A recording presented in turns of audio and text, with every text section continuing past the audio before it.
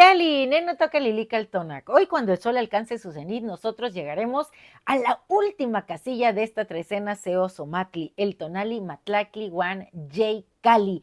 13 casa. Y yo estoy muy emocionada y por eso quise hacer este pequeño video para decirte que no te pierdas al rato la lectura que voy a hacer de este Tonali, porque toda la noche me han estado revoloteando los pensamientos, igual que si fuera el tosnene, la guacamaya verde, muchas guacamayas, hablando y hablando y hablando, porque yo estoy fascinada con este cierre de la trecena. Este Matlacli Wan J. Cali nos va a traer un cielo estrellado maravilloso en donde nuestros pensamientos van a ser palabras que surjan como un canto que hable de la gran montaña que somos nosotras las mujeres, porque tenemos una cueva del milagro cargada, llena de agua y de creatividad, y por eso me he puesto este lienzo, miren qué bonito está, que lo hicieron unas manos de mujeres africanas, porque todas las mujeres estamos conectadas, todas las de este tiempo y las del tiempo del mito, las que existimos hoy y las que existieron ayer.